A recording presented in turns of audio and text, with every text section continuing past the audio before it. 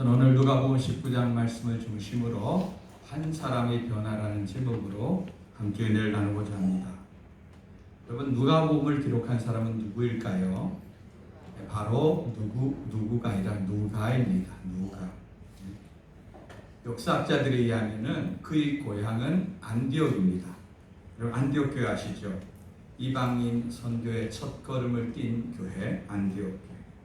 바울과 바나바가 함께 이 교회를 사역하다가 성령의 파송을 받아서 선교사로 떠났던 교회입니다. 어떻게 누가가 예수를 믿게 되었고 했는지 그 기록은 나와 있지 않지만 누가도 바울의 2차 전도여행 때부터 함께 동행합니다. 그리고 끝까지 바울 곁을 지킵니다. 누가는 의사라고 그랬습니다. 그는 직업인 의수를 통하여서 그 당시 많은 고난을 받던 바울을 도운 복음의 동력자입니다. 여러분, 어떤 직업을 가지고 있든지 또 어떤 기술이 있든지 하는 것은 그리 중요한 문제가 아닙니다. 그 직업과 기술이 어떻게 쓰여지는가를 따라서 영혼을 살리기도 하고 죽이기도 하고 전혀 다르게 사용되는 될 수 있는 것입니다. 그럼 그것이 복음을 위해 드려질 때에 얼마나 위대한 하나님의 나라를 이루는데 쓰임 받은지 모르는 것입니다. 누가복음을 기록한 목적을 누가는 이렇게 설명하고 있습니다. 누가복음 1장 1절 2절 말씀 읽어봅니다. 시작. 우리 중에 이루어진 사실에 대하여 처음부터 목격자와 말씀에 일꾼된 자들이 전하여 준 그대로 내력을 조설하려고 붓을 든 사람이 많은지라. 여기 보면은 우리에게 이루어진 사실에 대해서, 처음부터 목격자와 말씀에 일꾼된 자들 누구일까요? 바로 예수님의 12제자를 비롯해서 예수님 가까이서 예수님을 보고 그를 통한 사역을 경험했던 자들을 말합니다. 그 얘기를 들으면서 그것을 조술하려고 했던 사람들이 몇몇 사람들이 있었다고 누가는 밝히고 있습니다. 여러분, 사도들이 예수님을 이야기하였을 때 이 조술자들은 각각 그 복음을 전할 대상자에 맞게 그것을 조술해서 보낸 것이 우리가 아는 마태, 마가, 누가 복음입니다. 마태는 유대인을 대상으로 마태복음을 기록했습니다. 그래서 마태복음에 제일 먼저 나오는 게 무슨 이야기입니까? 아브라함과 다윗의 자손 누구의 세계라? 예수님의 족보라 해서 예수님 족보 이야기가 쫙 나옵니다. 우리는 족보 이야기만 보면은 잠이 오지만 유대인들은 족보 이야기만 나오면은 귀가 번쩍 뜨이고 눈이 번쩍 뜨입니다. 왜냐하면 그들은 족보를 굉장히 중요하게 여겼는데 바로 예수님이 믿음의 조상인 아브라함, 이스라엘의 조상인 아브라함과 이스라엘 위대한 왕 다윗의 후손으로 이 땅에 약속의 메시아로 오셨다는 것을 마태는 증명하고 있는 것입니다. 마가는 지난주 말씀드린 대로 이방인의 대상으로 해서 예수님이 낮아지신 예수님을 전하기 위해서 그는 마가복음을 썼습니다. 그러면 누가가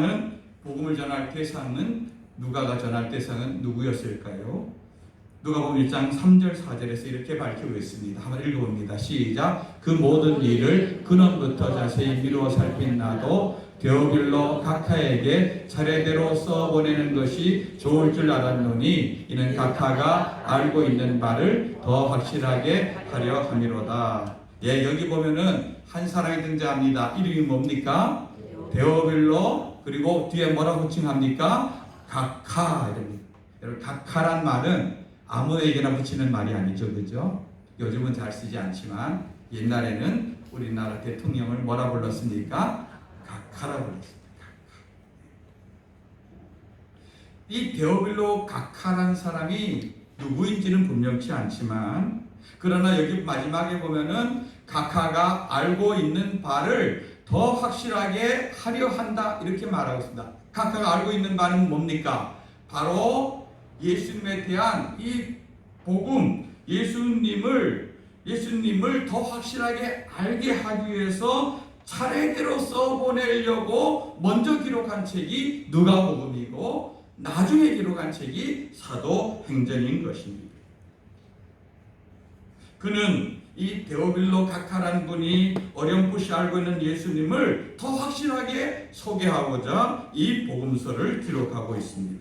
여러분, 데오빌로라고 하는 이름은요, 헬라어로 데오스라는 단어와 필로스라는 두 단어가 합쳐진 그런 단어입니다. 데오스는 여러분 잘 헬라어나 이런 거 잘 안 쓰잖아요. 그렇죠? 이 쓰는 것을 굉장히 중요하기 때문에 아주 쉬운 단어이기 때문에 그렇습니다. 데오스는 하나님을 데오스라 합니다. 하나님. 한번 따라 한번 해보시죠. 데오스. 하나님. 네. 필로스는 사랑하는 자 이런 뜻입니다. 필로스. 제가 어제 우리 대학 청년부에서도 얘기했는데 우리는 사랑 이러면은 그냥 사랑이란 단어로 하나 묶여 있지만 헬라어로는 아가페의 사랑, 에로스의 사랑, 필레오의 사랑, 스톨게의 사랑 이렇게 해서 사랑을 네 가지로 나눕니다. 아가페의 사랑은 하나님이 우리에게 베풀어 주신 사랑, 에로스의 사랑은 남녀간의 사랑, 필레오의 사랑은 이거는 우정의 그런 사랑, 그 다음에 스톨게의 사랑은 스승과 제자의 사랑 이렇게 나뉘어지는 것을 볼 수가 있는데 즉 데오빌로라는 말은 하나님이 사랑을 입은 자, 하나님이 사랑을 받은 자 이런 뜻입니다. 그러니까 이 데오빌로라는 의미는 어떤 사람의 본명이라기보다는 하나님을 믿는 한 사람을 지칭하여서 그 사람에게 그 사람을 데오빌로라 해서 당신은 하나님의 사랑을 입은 자입니다. 이렇게 그를 호칭하고 있다는 것으로 보는 것입니다. 여러분 그 당시는요.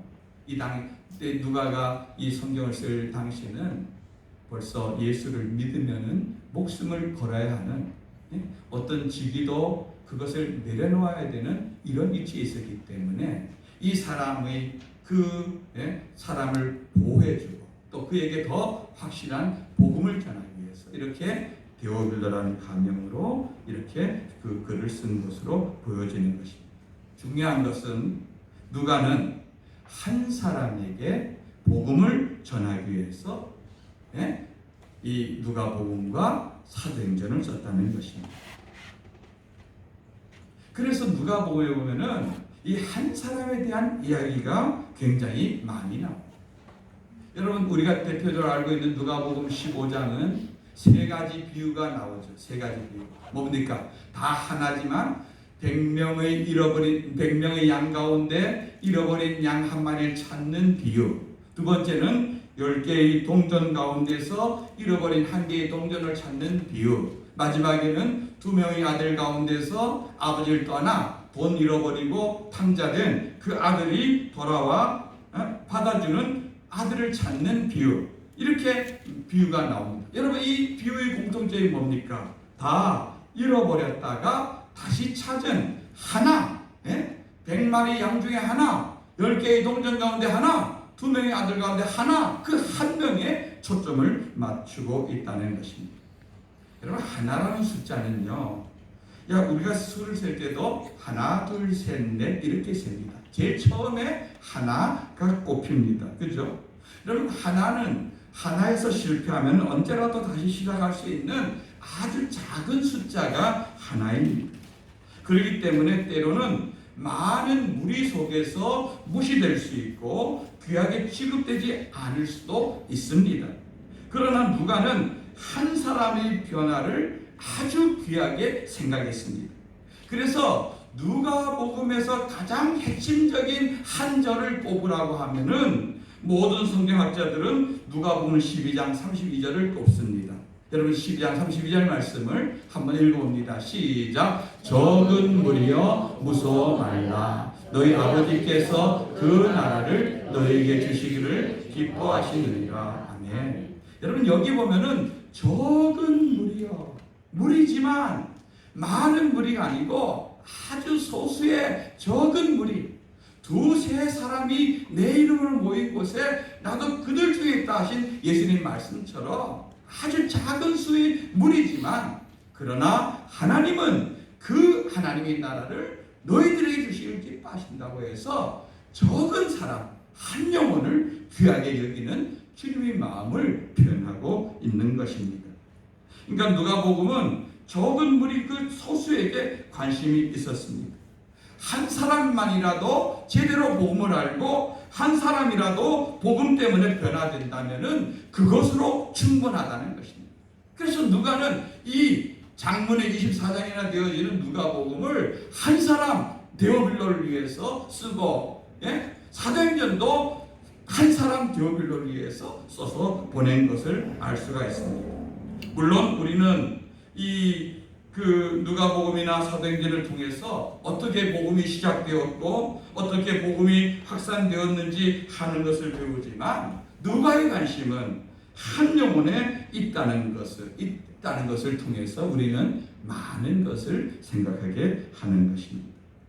여러분 요즘 사람들의 생각은 외적인 것에 많은 관심을 두고 있습니다. 교회도 외형적인 부흥, 그 교회 얼마나 큰 교회냐, 얼마나 좋은 차냐, 얼마나 건물이 크냐, 이런 가시적인 결과와 가시적인 것을 가지고 부흥이다, 성공이다 이렇게 말하지만 그러나 적은 것, 아주 작은 하나의 영혼, 그 한 영혼의 가치 이것을 오늘 누가는 우리에게 그 소중함을 우리에게 알려주고 그것을 우리가 배우기를 원하고 있는 것입니다. 여러분 오늘 우리가 읽은 말씀도 그런 맥락에서 연결하여 볼 수 있는 장면입니다. 지금 예수님은 갈릴리를 떠나서 예루살렘으로 올라가고 계신 도중에 있었습니다. 그리고 많은 무리들은 지금 예수님을 따라서 함께 예루살렘으로 가는데 그들은 예수님이 예루살렘 올라가면 메시아로 등극할 것을, 왕으로 등극할 것을 기대를 하고 함께 올라가고 있었습니다. 그런데 이 갈릴리에서 예루살렘을 가다 보면은 반드시 거쳐야 될 예루살렘 가까이 있는 동네가 있는데 그 동네가 바로 여리고란 동네입니다. 여리고. 거기에 한 사람이 살고 있었는데 그 사람을 오늘 성경은 이렇게 소개합니다. 2절에서 4절 말씀 읽어봅니다. 시작. 삭개오라 이름한 자가 있으니 세리장이요 또한 부자라. 그가 예수께서 어떠한 사람인가 하여 보고자 하되 키가 작고 사람이 많아 할 수 없어 앞으로 달려가서 보기 위하여 돌 보아가남에 올라가니 이는 예수께서 그리로 지나가심에 되밀어라. 아멘. 여기 보면 이름은 삭개오고 그의 직업은 세리장이라. 그리고 그는 돈이 많은 부자였고 키는 아주 작은 사람이었다. 이렇게 글을 기록하고 있습니다. 여러분 삭개오라고 하는 이름의 뜻은요 청결한 사람, 의로운 사람 이런 뜻입니다. 여러분 보통 이름은 누가 짓습니까? 이스라엘 백성들 같은 경우는 그 아버지가 보통 이름을 짓습니다. 아버지. 아마 삭개오도 아버지가 삭개오를 낳았을 때에 그에게 너는 청결한 사람이 되라, 의로운 하나님의 백성이 되라 하는 그런 이름을 지어주면서 여러분 우리가 이름을 보면은 그 사람이 어떻게 되기를 바라는 그 부모의 마음이 그 이름 속에 담겨 있습니다. 저희 이름은 은식입니다. 은식. 식자는 우리 가문의 돌림자가 식자이고 은자는 저희 시대에는 요즘은 은혜은 예은이, 성은이, 하은이 우리 예수 믿는 사람들 은자를 많이 쓰지만 제가 태어나고 자랄 때는 은혜 은자를 쓰는 사람들이 그렇게 많지 않았어요. 그래서 제 아버지가 예수를 믿었기 때문에 제 이름을 은혜은 심을 시들여서 은혜를 심는 사람이 되라. 제가 제 이름대로 됐는지 몰라도 저희 아버지 바람은 너는 하나님의 은혜를 심고 나눠주는 사람이 되라 하는 이름으로 저 이름을 지은 것으로 여겨집니다. 아마 삭개오도 너는 하나님의 백성으로서 청결한 사람, 의로운 사람으로 살았으면 좋겠다 하는 아버지가 그런 바람으로 그를 지었는데 그러나 그는 깨끗하고 의로운 가난한 사람보다는 더럽지만 돈 많은 사람이 되고 싶었습니다. 그 당시 로마는 세계를 점령하고 각 나라에서 세금을 걷기 위해서 세리를 채용했습니다. 그 나라 사람을 채용했습니다. 세리장이란 말은 그 세리들의 우두머리, 그 제일 높은, 요즘 말하면 세무서장을 의미합니다. 여러분, 그러니까 이 여리고라는 지역, 여기는 많은 그 예루살렘이라는 물건들이 통관하는 그런 길목이 있었기 때문에 그 사람들로부터 세금을 거두는 일을 총괄했습니다. 그 결과로 그는 많은 부를 축적할 수 있었습니다. 여러분, 그 당시 세금 정책은요, 예를 들면 삼척을 예를 들면은 이 삭개오가 삼척의 세무서장이라 하면은 1년에 삼척시로부터 너는 1년에 세금을 100억을 걷어서 나라에다 내, 이렇게 위에서 명령이 떨어집니다. 이 삭개오가 세리장이 그 백성들에게 200억을 걷든지 300억을 걷든지 그거는 자기 능력입니다. 그래서 그 가운데 100억만 올려보내고 나머지는 세리장과 세리들이 나누어 가는 겁니다. 여러분 같으면 조금 걷어서 백성들의 삶을 도와주겠습니까? 아니면 많이 걷어서 내 배를 채우겠습니까? 우리 성도들은 조금 걷어서 백성들을 많이 돌봐주고 이렇게 하겠지만 삭개오는 그렇지 않았습니다. 부자가 됐다는 말은 그가 이렇게 해서 백성들을, 그러니까 이스라엘 백성들의 관점에서 보면은 이놈들은 우리나라 세금을 걷어서 이방나라, 우리를 압제하고 있는 나라의 앞잡이로 그들에게 주고 또 자기들의 배를 채우는 이중적인 자기들을 빼앗아가니 얼마나 그들이 싫겠습니까? 그래서 당시 세리를 사람들은 허가낸 도둑이라 이렇게 불렀습니다.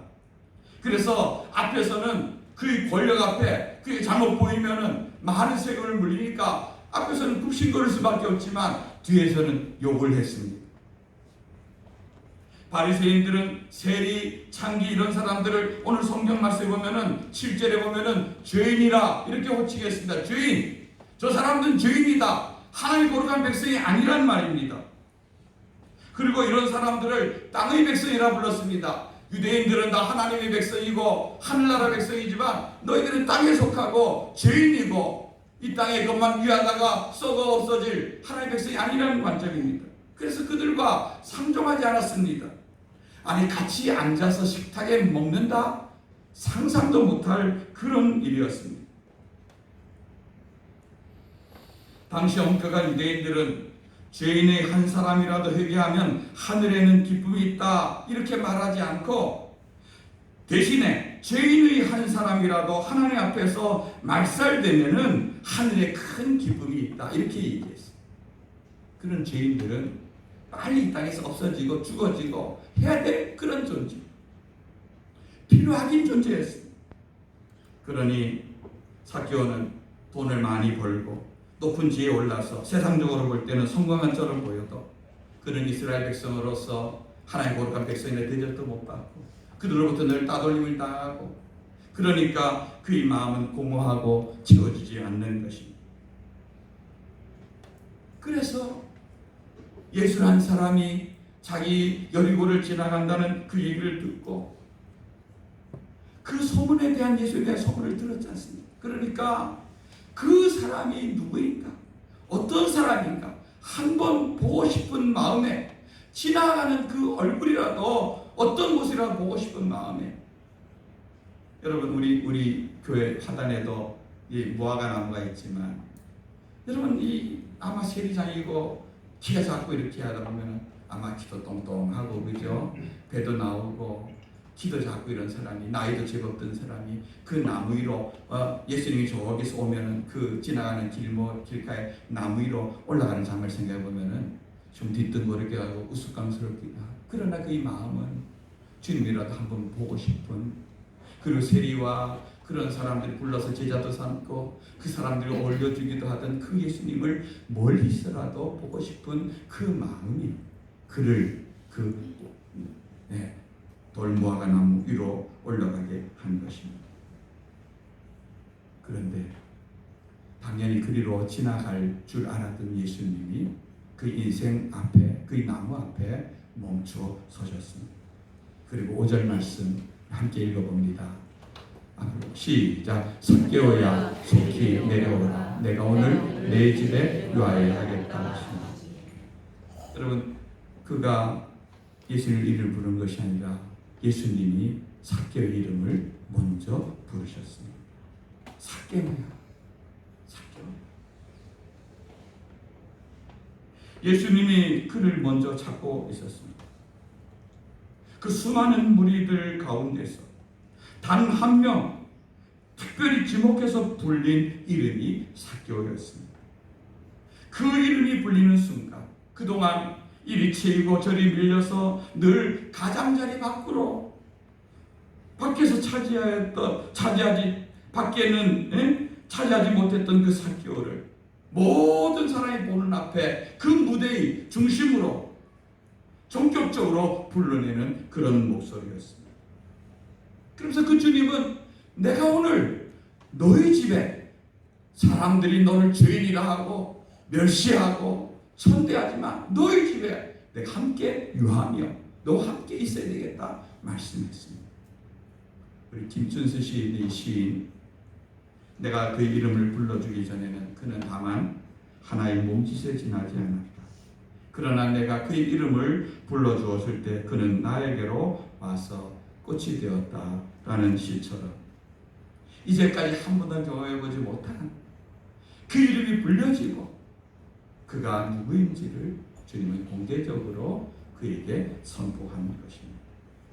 그런데 신비롭게도 그 이름을 부르는 그 목소리는 지금까지 자신의 깨와 처세술로 독하게 살아온 그 모든 것을 동안 완전히 사라졌다고 믿었던 그 영혼의 가장 밑바닥에 감춰져 있던 그의 이름 그 뜻 그대로 하나님 앞에서 순결한 그 백성의 그 모습을 다시 살아나고 힘있게 그 다시 일어나게 하는 그 힘이 있었던 것을 볼 수가 있습니다. 삭개오야, 나는 너를 안다. 비록 사람들은 너를 알아주지 않고 너를 무시하고 너를 괴롭게 하지만 나는 너의 아픔과 너의 눈물을 안다. 내 영혼 속에 감춰진 순결한 마음, 하나님 백성을 가지고 있는 그 순결한 마음, 그 마음을 나는 안다. 어쩌면 울고 있고 고통 속에 있는 그 삭개오의 마음을 주님께서는 안아주시며 그와 함께 거하시며 그를 따뜻하게 불러주시는 것입니다. 그 예수님을 기쁜 마음으로 삭개오는 모셔드리면서 그 인생의 주인이 그 순간 완전히 바뀌어버립니다. 그는 여러분 예수님을 자기 집으로만 영접한 것이 아니라 그의 마음의 문을 활짝 열고 예수님을 자기의 주인으로 영접했습니다. 여기 보면 삭개오가 8절에 보면은 예수님께 뭐라고 호칭합니까? 주여 주께 여쭤오되 주여 보시옵소서. 누가 주란 것입니까? 지금까지 돈이 주였습니다. 자기 인생의 권력이 주였습니다. 그러나 이제 삭개오는 예수님이 그의 주인이십니다. 그러면서 지금까지 붙잡았던 모든 것을 정리합니다. 그럴 때 예수님은 그에게 이렇게 말합니다. 9절 10절 말씀 읽어봅니다. 시작. 예수께서 이르시되 오늘 구원이 이 집에 이르렀으니 이 사람도 아브라함의 자손이미로다. 인자가 온 것은 잃어버린 자를 찾아 구원하려 함이니라. 아멘. 여러분, 그가 이 돈을 위해서 자기 유대인 것, 의롭게 살아가 하나님의 백성된 것 다 포기하고 지금까지 살아온 그 모든 세월을 예수님 만나면서 예수님 안에서 해결하면서 그는 자기 재산 절반을 뚝 떼어서 그걸 내놓습니다. 그뿐입니까? 자기가 남의 것을 강제로 빼앗은 것은 4배로 갚겠다고 선언합니다. 여러분, 더 이상 돈이 그의 주인이 아니었습니다. 그의 주인이 바뀌어진 것입니다. 여러분, 예수님은 이 사람이 아브라함의 자손이 된 것을 다시 선언하시는 것입니다. 예수님은 잃어버린 영혼, 아무도 알아주지 않고 인정해주지 않고 늘 비웃고 조롱하는 그 한 영혼의 가치를 귀하게 여기셨고 그를 만나주셨고 그에게 새로운 인생길을 열어주신 것입니다.